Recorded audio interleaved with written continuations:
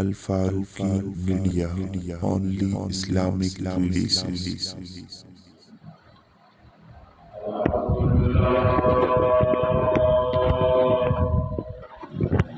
الحمد لله وكفى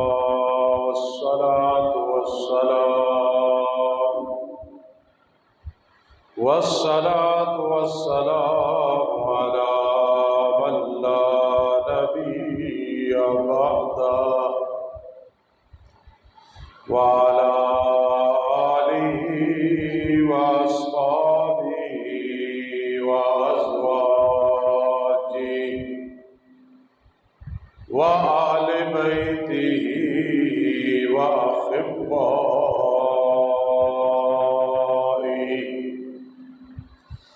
أما بعد فأعوذ بالله من الشيطان الرجيم. بسم الله الرحمن الرحيم. أولئك هم المؤمنون حقا.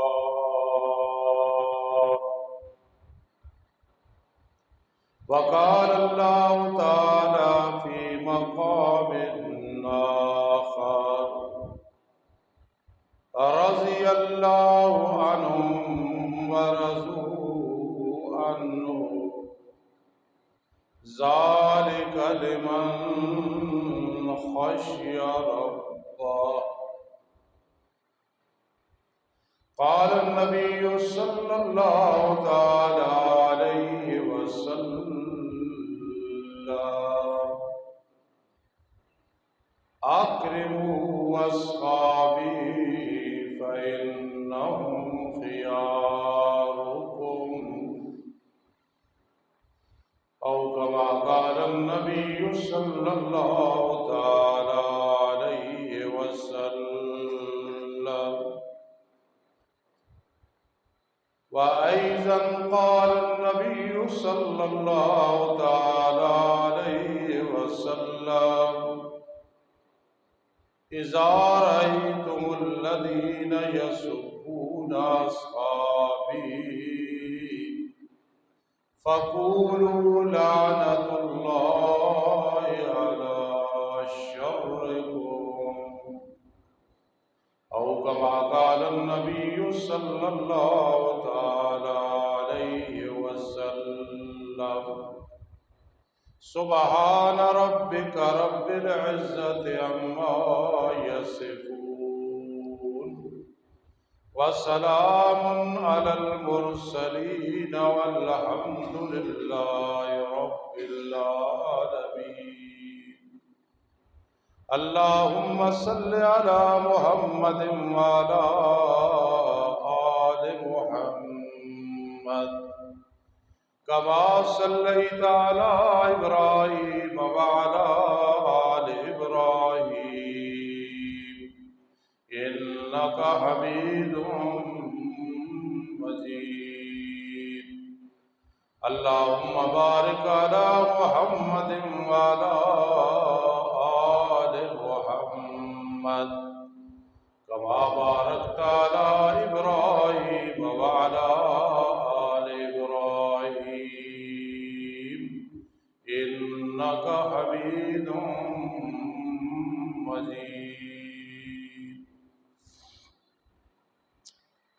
واجب الاحترام سامعین کرام اور عزیز طلبہ کرام،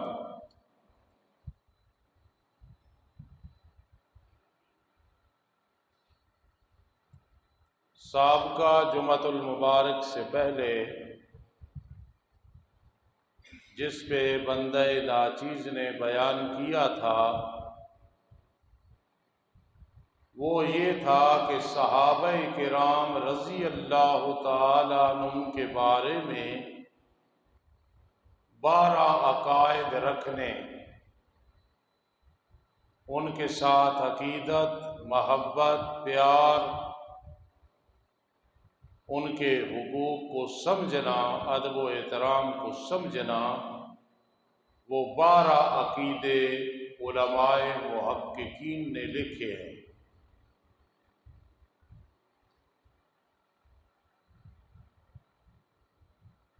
پانچ بیان ہو چکے تھے اور چھٹا عقیدہ صحابہ کرام رضی اللہ تعالی عنہم کے بارے میں یہ رکھنا ہے کہ رسول اللہ صلی اللہ تعالی علیہ وسلم کا خلیفہ مقرر کرنا یہ بإذن اللہ تو ہے، لیکن اللہ کے ذمے نہیں، یہ مسلمانوں نے خود اس کا اہتمام انصرام کرنا ہے، انتظام کرنا ہے۔ یہ کوئی کسی سکالر کی بات نہیں، کسی نام نہاد محقق کی بات نہیں، یہ قرآن حدیث کے حوالے سے عقیدہ رکھنا کہ رسول اللہ صلی اللہ علیہ وسلم کا جو خلیفہ ہے یہ اللہ کے ذمے نہیں، یہ لوگوں کے ذمے ہے۔ صدیق اکبر کا خلیفہ اول ہونا، فاروق اعظم کا خلیفہ ثانی ہونا، ہاکذا حضرت عثمان رضی اللہ تعالیٰ عنہ کا خلیفہ سوم ہونا، اور حضرت علی مرتضی رضی اللہ تعالیٰ عنہ کا خلیفہ چہارم ہونا وغیرہ، یہ لوگوں نے مقرر کیے۔ ہاں بإذن اللہ ہے، اللہ کسی کام کو روکنا چاہے اس سے کوئی پوچھنے والا نہیں، کسی کی طاقت نہیں ہے۔ اس کے ضمن میں بڑی باتیں ہیں جو علماء طلباء کے لیے ہے، عوام کے لیے اتنی بات ہے کہ اس عقیدے میں ایک بہت بڑی چیز ہے۔ اگر یہ عقیدہ نہ ہو اور یہ عقیدہ ہو کہ اللہ مقرر فرماتے ہیں، تو پھر یہ اعتراض آ سکتا ہے کہ لوگوں کی مرضی نہیں تھی کہ صدیق اکبر خلیفہ اول ہوں، لوگوں کی مرضی نہیں تھی کہ حضرت عمر خلیفہ ثانی ہوں، حضرت عثمان، حضرت علی، حضرت معاویہ کے بارے میں رضی اللہ تعالی عنہ، پھر یہ غلط فہمی ہوگی۔ تو میری جماعت اشاعت التوحید والسنہ کا عقیدہ ہے کہ یہ خلیفہ لوگوں نے مقرر کیا، یہ پھر سونے پہ سہاگا ہو گیا۔ اتنے صحابہ کرام رضی اللہ تعالیٰ عنہم، جن میں میری مائیں بھی تھی رضی اللہ تعالیٰ عنہن، اگر انہیں یہ خلافتیں پسند نہ ہوتی تو کبھی بھی ایسے نہ ہوتا، کیونکہ یہ عوام نے مقرر کرنا ہے۔ تو اس عقیدے میں بڑی گہرائی کی باتیں ہیں، راز کی باتیں ہیں۔ سطحی ذہن والا آدمی ایک ہوتا ہے، سطحی ذہن والا، وہ یہ کہہ سکتا تھا کہ عوام سے پوچھتے تو ہم دیکھتے صدیق اکبر پہلے خلیفہ ہوتے نہ ہوتے، فاروق اعظم دوسرے نہ ہوتے، حضرت علی پہلے خلیفہ ہوتے۔ یہ تو بہت بڑا پھر بگاڑ پیدا ہوتا ہے۔ یہ حقیقت ہے قرآن حدیث کی روشنی میں کہ صحابہ کرام رضی اللہ تعالیٰ عنہ نے یہ اپنے سوچ سے، فکر سے خلیفے مقرر کیے۔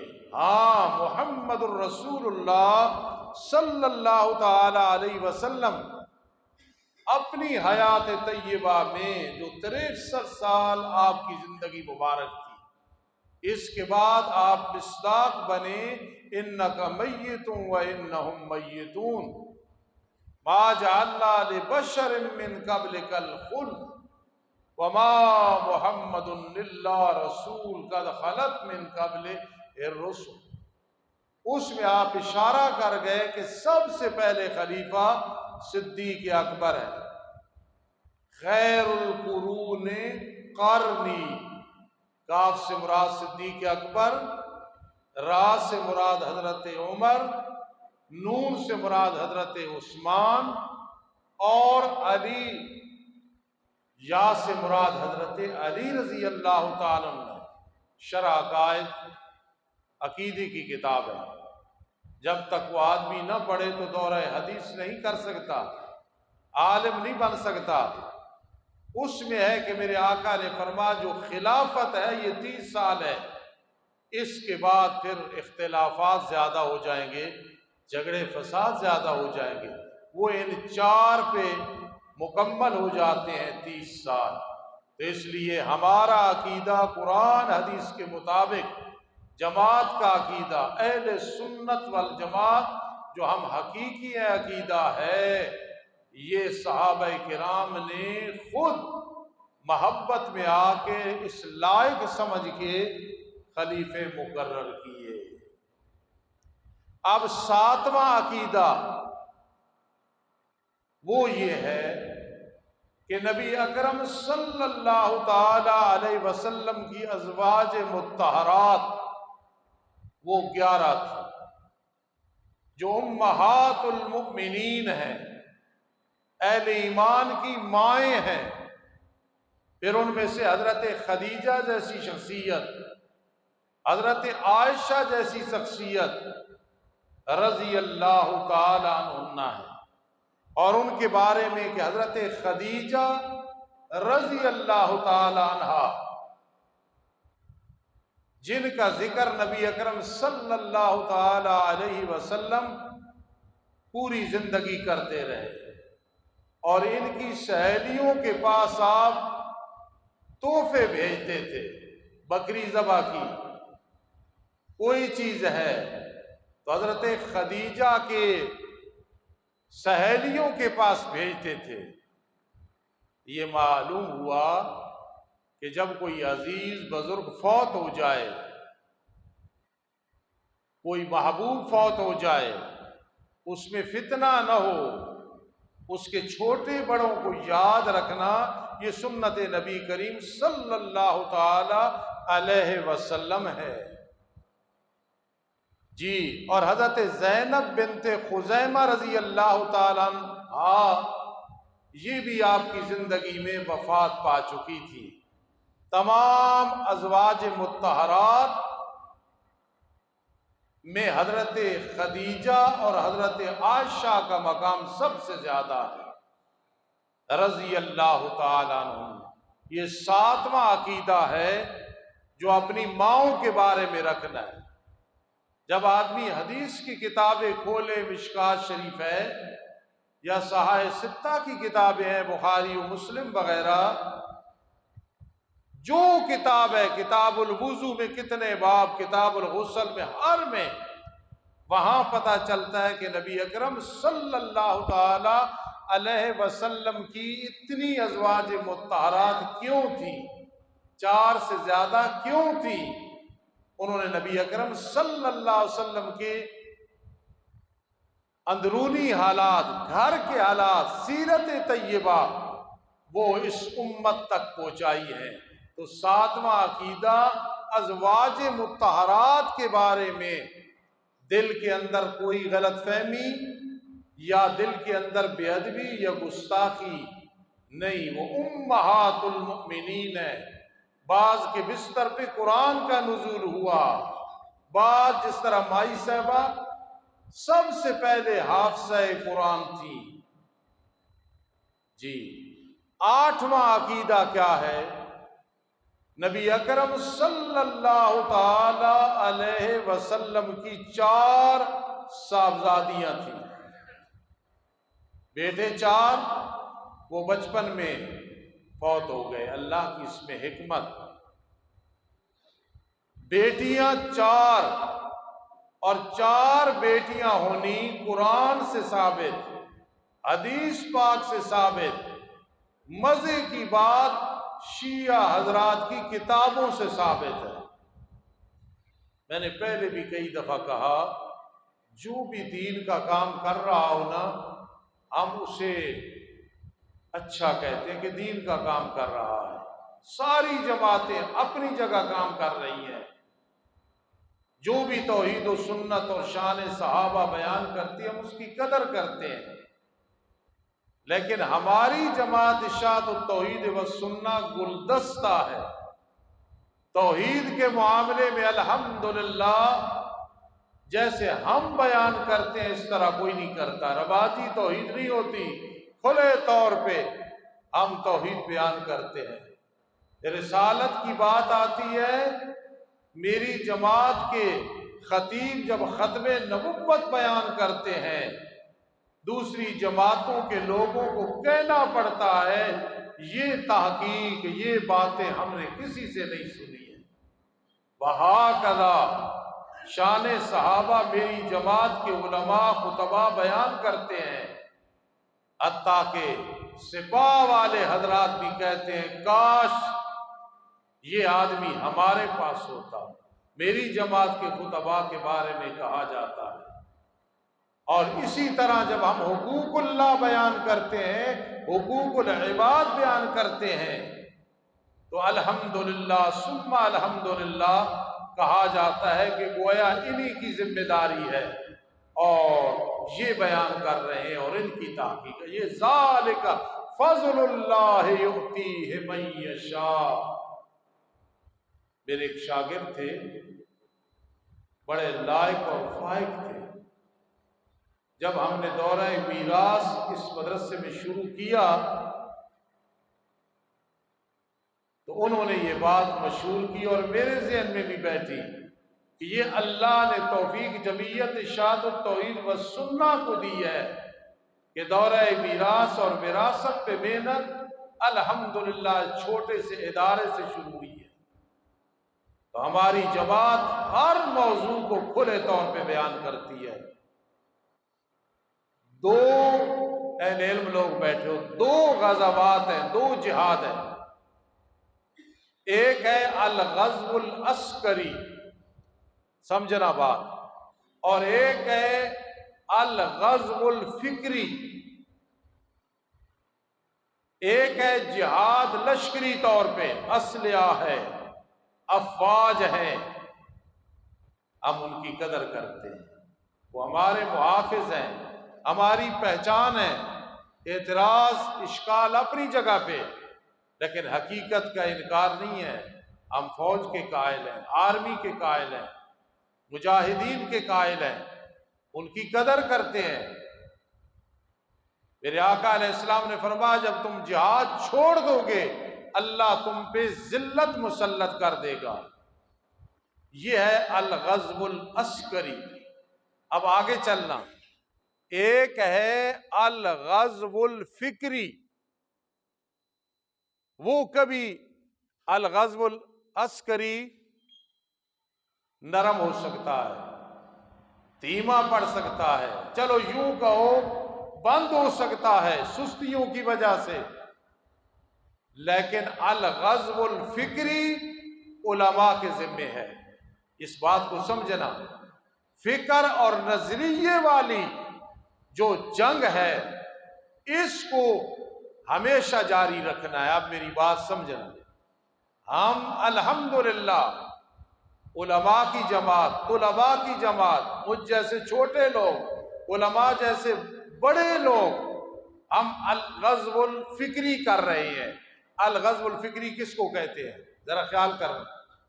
پتہ چلا فلاں جگہ شرک بیان ہوا ہے، فلاں جگہ بدعات بیان ہوئی ہیں، فلاں جگہ ختم نبوت پہ ڈاکہ ڈالنے کی کوشش کی گئی، فلاں جگہ صحابہ کرام کی گستاخی ہوئی ہے، فلاں جگہ کسی بلی چلی نے، انگریزوں کی بلی نے اسمبلی میں 2.5 من کی لاش نے صدیق اکبر کی گستاخی کی رضی اللہ تعالی عنہ۔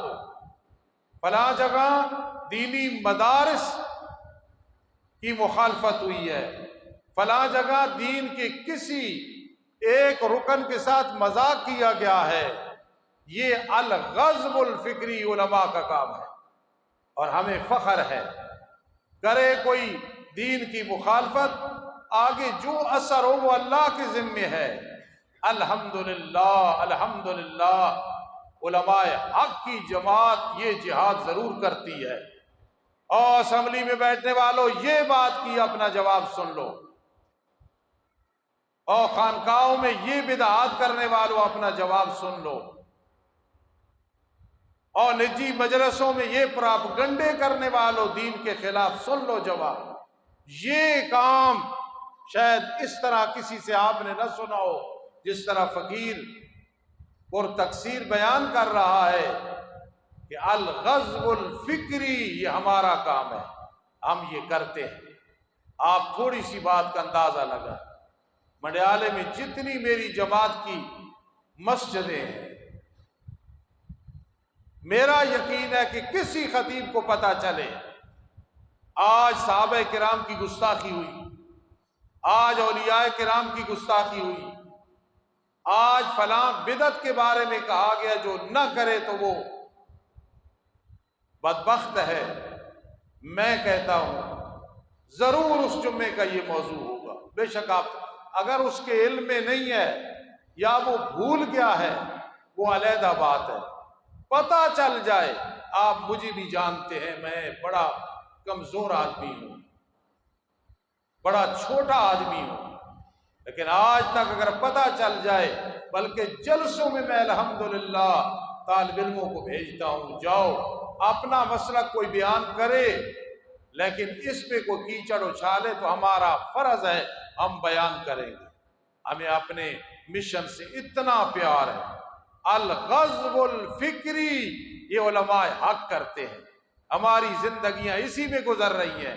کبھی شرک کا رد ہو رہا ہے، کبھی بدعت کا رد ہو رہا ہے، کبھی مرزائیوں کا رد ہو رہا ہے، کبھی مرزا انجینئر علی کا رد ہو رہا ہے۔ آج کل میرے بڑے بھائی دینی بھائی عطا اللہ بدیالوی حق ادا کر رہے ہیں، مرزا علی جیسے بدبختوں کا رد کرنا دلائل سے رد کر رہے ہیں۔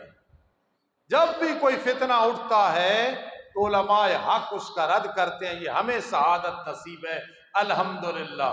اگر کوئی امام ابو حنیفہ، امام شافعی، امام احمد بن حنبل، امام مالک، امام محمد، امام یوسف رحمہ اللہ تعالیٰ پہ انگلیوں کا اٹھاتا ہے، ہمیں پرواہ نہیں ہوتی فلاں ناراض، فلاں راضی، فلاں ناراض، فلاں راضی، ہم الحمدللہ اس کا بھی دفاع کرتے ہیں۔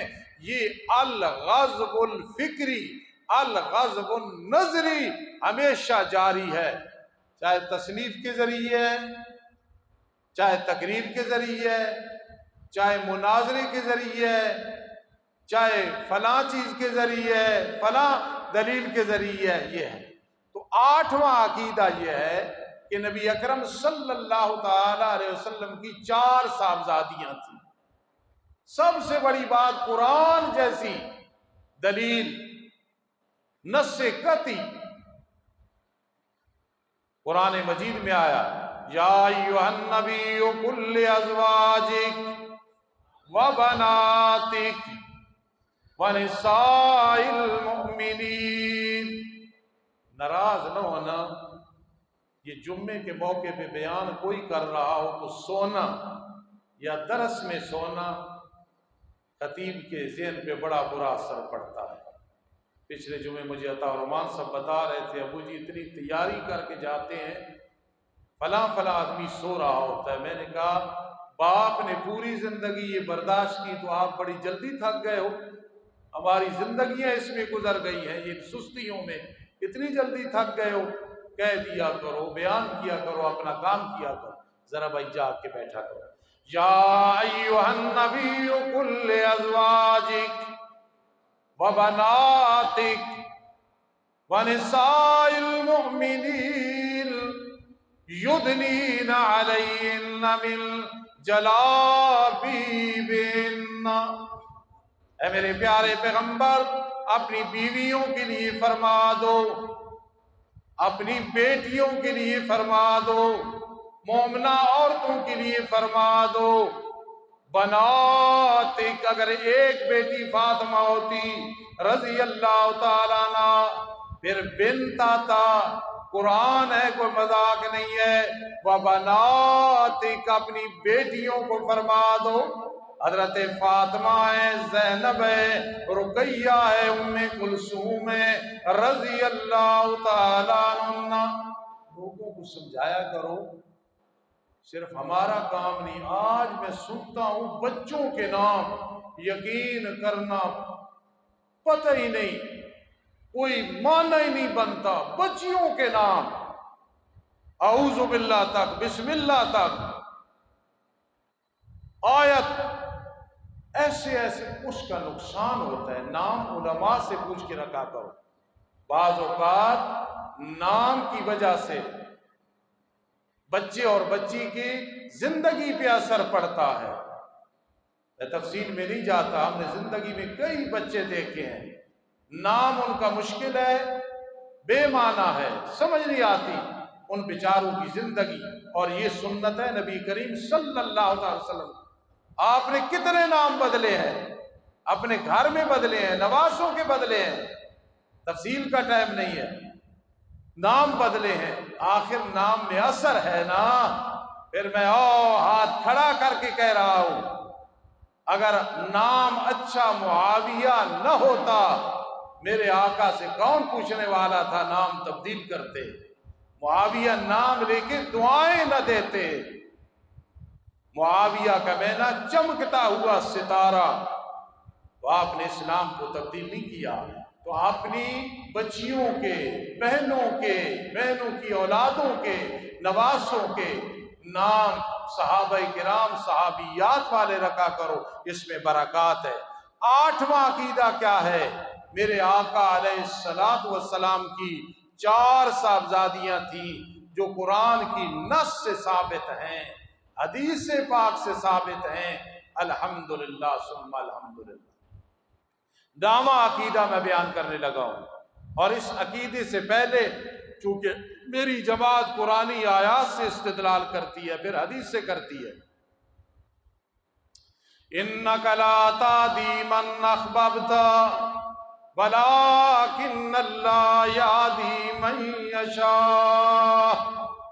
मेरे लाडले पैगंबर, हिदायत आपके इख्तियार में नहीं है। अगर आपके इख्तियार में होती, आपके सारे चचा, सारा कबीला, सारा अरब मुसलमान होता। इन्नका ला ताहदी मन अहबब्ता वलाकिन्नल्लाह याहदी मन यशा। मतलूब तक पहुंचाना, मकसूद तक पहुंचाना, ये अल्लाह के इख्तियार में है। मेरे आका अलैहिस्सलातु वस्सलाम के 10 चचा थे। सिन वो अभी, चचा जो होता है ये बाप के मिसल होता है, इसमें बाप की शक्ल नजर आ रही होती है, मोहब्बत नजर आ रही होती है। 10 चचा थे। सिर्फ हजरत हमजा और हजरत अब्बास रजी अल्लाह ताला अन्हुमा ईमान लाए। हजरत हमजा का लक़ब क्या है? सय्यदुश्शुहदा। ये फिर किसी को नसीब नहीं हुआ, ये मेरे आका एक को दे गए। सय्यदुश्शुहदा हजरत हमजा है, जो उम्रे और हज पे गए हो जी, जबल ओहद पे जब जाते हो, वहां इनकी कब्र की ज़ियारत करते हो। कल मुझे किसी आलिम के बारे में पता चला कि 2500 लड़का उसके पास पढ़ता था हदीस पाक, और वो अफगानिस्तान में बम में खुदकश हमले में शहीद हो गए। बताने वाले ने मुझे बड़े फिक्र से बताया, मुझे उससे ज्यादा फिक्र हुई। उसने मसनूई तौर पे टांग लक्कड़ वाली लगाई हुई थी और बैठा के टांग को सीधा कर रहा हूं, اور وہ عالم دین جن کے پاس 2500 لڑکا مشکات شریف پڑھتا تھا، ان بیچاروں کی شکل بھی پہچان کے قابل نہ رہی، تو میں نے فوراً کہا یہ معیار نہیں ہے کہ فلاں پہ موت ایسے آ گئی، فلاں کا جنازہ اتنا تھا، نہیں، معیار ہے اللہ راضی ہو، مسئلہ توحید پہ انسان پکا ہو، اور اگر کسی کی شکل نہ پہچانی جائے ایکسیڈنٹ میں، یا شہید کر دیا گیا ہے یا قتل کر دیا گیا ہے، تو یہ دلیل نہیں ہے کہ وہ غلط تھا۔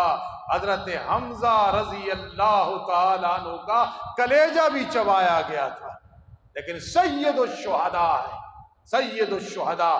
اس لیے یہ عقیدہ رکھنا کہ دو چچا میرے آقا کے مسلمان ہوئے، حضرت حمزہ رضی اللہ تعالیٰ عنہ اور حضرت عباس رضی اللہ تعالیٰ عنہ، اسی طرح آپ کی پھوپھیوں میں سے حضرت صفیہ، وہ مشرف بے اسلام بے ایمان بے دین ہوئی ہے، مشرف بے اسلام مشرف بھی ایمان کی دولت سے مالا مال، دین کی دولت سے مالا مال ہوئی ہے۔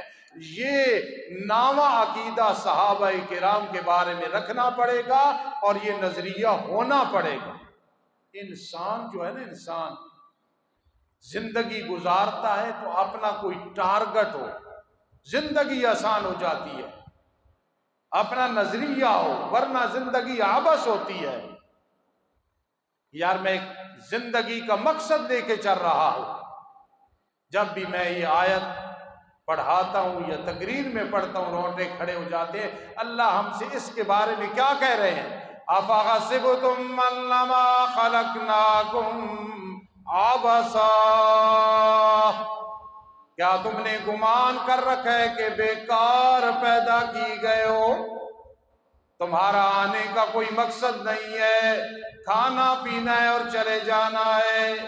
وَمَا خَلَقْتُ الْجِنَّ وَالْإِنسَ إِلَّا لِيَعْبُدُونَ، میں نے جنوں اور انسانوں کو پیدا کیا ہے کہ میری عبادت کریں، یہ مقصد ہے۔ ایک بات یاد آ گئی، حضرت علی رضی اللہ تعالیٰ ایک دفعہ فرمانے لگے، یار ہم نے بڑا تلاش کیا ہے کہ گناہ کو چھوڑنا اور بڑے سبب ہیں، لیکن ایک بہترین سبب ہے ذرا آنکھیں کھول کے سننا اور دل کی کھڑکیاں کھول کے سننا۔ یہ حضرت علی فرما رہے ہیں کہ ہم نے تلاش کیا ترک الذنوب کیسے ہوگا، گناہ کو کیسے چھوڑیں گے۔ فرمایا وجدتها فی الرخاء، چاش کی نماز میں ہم نے پایا، جو چاش کی نماز پڑھتا ہے اللہ توفیق دے دیتے ہیں، گناہوں کی نفرت دل میں آ جاتی ہے۔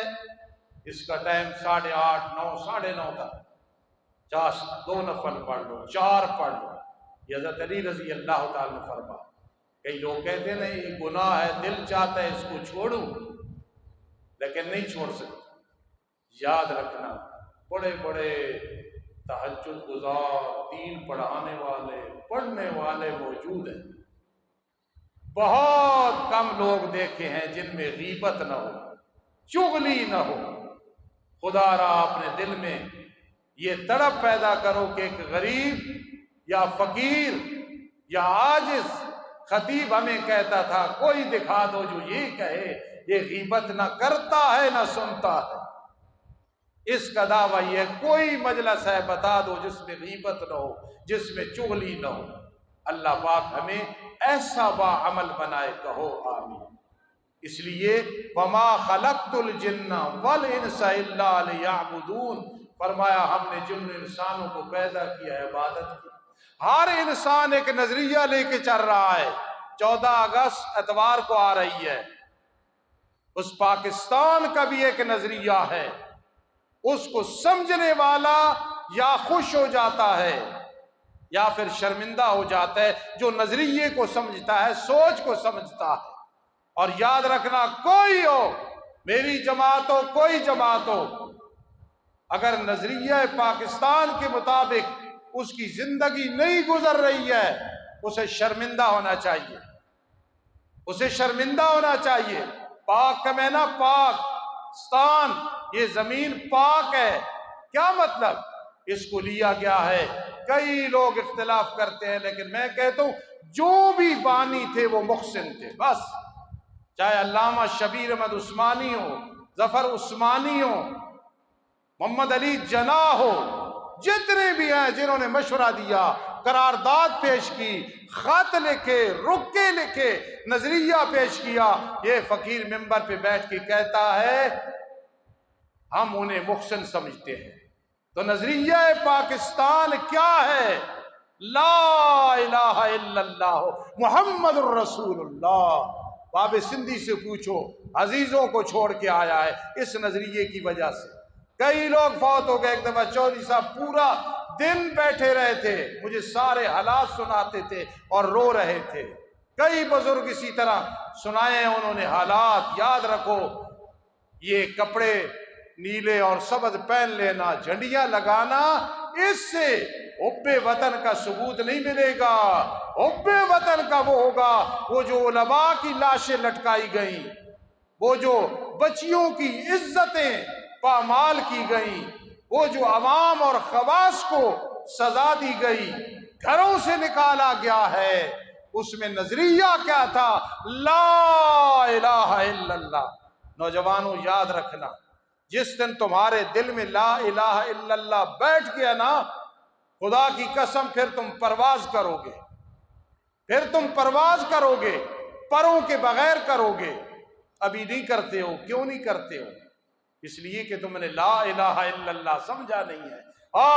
جس نے لا الہ الا اللہ سمجھا ہے اس کے پاس کچھ نہیں تو سب کچھ ہے۔ سارے چھوڑ گئے تو اللہ اس کے ساتھ ہے۔ لا الہ الا اللہ ایک سیکنڈ میں پڑھ لیتے ہو، لیکن علامہ اقبال رحمت اللہ تعالی علیہ اللہ کا نیک بندہ تھا، اللہ کی طرف سے اس کے دل پہ القاء اور الہام ہوتا تھا۔ چمے گویم مسلمانم بلرزم کے دانم مشکلات لا الہ را۔ جب میں کہتا ہوں میں مسلمان تو کب کبھی تاری ہو جاتی ہے، کیوں؟ مجھے پتا ہے کہ لا الہ الا اللہ کے تقاضے۔ بدیع الزمان شاہ رحمہ اللہ فرماتے تھے، مولوی حبیب رحمان، جس نے لا الہ الا اللہ کو سمجھا، اللہ نے اس کے دل کو ایسا چمکایا، ایسا چمکایا، ایسا چمکایا، یہ آنکھیں نہ بھی ہوں، یہ نور سے وہ سب کچھ دیکھ لیتا ہے۔ کیا مطلب؟ اسے اللہ ہدایت سے نوازتے ہیں۔ لا الہ الا اللہ، کوئی حاجت روا نہیں، کوئی مشکل کشا نہیں۔ آج حضرت حسین رضی اللہ کے چاہنے والے انہیں مشکل کشا کہتے ہیں، امام حسین کہتے ہیں۔ امام بمینے پاک معصوم ایک انبیاء کرام علیہ السلام ہیں۔ یاد رکھنا، حضرت حسین رضی اللہ تعالیٰ عنہ جیسی شخصیت ہزار نہیں کروڑوں یزید آ جائیں، ان کی جوتی پہ ہم قربان کرنے کے لیے تیار ہیں، لیکن حضرت حسین رضی اللہ تعالیٰ عنہ وہ ان کی وجہ سے اسلام نے قربانی نہیں دی ہے، یہ ذہن میں رکھنا۔ حضرت حسین پہ اسلام قربان نہیں ہوا، دین متین قربان نہیں ہوا۔ اس بات کو سمجھنا، حضرت حسین نے قربانی دی ہے اسی لا الہ الا اللہ کی وجہ سے۔ تو آپ کہا کریں دین قربان نہیں ہوا حضرت حسین پہ، حضرت حسین قربان ہوئی ہے دین کی وجہ سے۔ کبھی آدمی دین کی خدمت کرتے ہوئے تنگ پڑتا ہے نا، آخر انسان ہے، پھر جب یہ دل میں خیال آتا ہے او یہ دین متین ہے، اس کی وجہ سے زندگی میں تکلیفیں برداشت کی ہیں، خدا کی قسم دل پہ تسلی نازل ہو جاتی ہے، اس طرح خون بڑھ جاتا ہے۔ تو دین کی وجہ سے قربانیاں دینی ہے، دین کو کسی پہ قربان نہیں کرنا، سب نے قربان ہو جانا ہے دین پہ۔ حضرت حسین رضی اللہ تعالیٰ عنہ نے بہت بڑی قربانی دی ہے، اسلام ان پہ قربان نہ ہوا، وہ قربان ہوئی ہیں پاکستان کے نظریے پہ۔ لا الہ الا اللہ، کوئی حاجت روا نہیں، کوئی مشکل کشا نہیں، کوئی بگڑی بنانے والا نہیں، کوئی مختار کل نہیں، کوئی عالم الغیب نہیں، کوئی حاضر و ناظر نہیں، کوئی رازق نہیں، کوئی عزت و ذلت دینے والا نہیں، کوئی صحت و مرض دینے والا نہیں۔ وہ ناراض ہو جائے سارا جگ راضی ہو، فائدہ کوئی نہیں، وہ راضی ہو سارا جگ ناراض ہو جائے، کوئی نقصان نہیں ہے۔ لا الہ الا اللہ اور محمد الرسول اللہ۔ پاکستان کے نظریے میں تین چیزیں ہیں: اللہ کی توحید، سبحان اللہ، یہ پاکستان ہمارا ملک ہے، موحدین کا ہے، ہم اس پہ پیرا دے رہے ہیں الحمدللہ۔ گل گئے گلشن گئے، جنگلی دھتورے رہ گئے، عقل والے چل بسے اور بے شعورے رہ گئے۔ یاد رکھنا پاکستان کا نظریہ اتوار 14 اگست کو یاد رکھنا، ایک ہے توحید، یہ پاکستان کا نظریہ، لا الہ الا اللہ۔ دوسری ہے رسالت، یہ ہے محمد الرسول اللہ صلی اللہ علیہ وسلم، یہ۔ اور تیسری چیز ہے کتاب اللہ، کتاب اللہ، کتاب اللہ۔ پھر سنت رسول اللہ اس کے ضمن میں آ گئی، پھر فقہا کی تحقیقیں اس کے مطابق آ گئی، قیاس اور اجتہاد آ گیا۔ آج میں نے 12 عقائد بیان کرنے تھے لیکن رہ گئے ہیں چند، انشاءاللہ اگلی دفعہ بیان کریں گے۔ اگلا جمعۃ المبارک انشاءاللہ مفتی انعام الرحمن صاحب قرآن حدیث کی روشنی میں واقعہ کربلا بیان کریں گے، میں نے ان کو حکم دیا ہے، تو آپ تمام حضرات جلدی تشریف لانا۔ وما علینا الا البلاغ المبین۔ سبحان اللہ و بحمدہ۔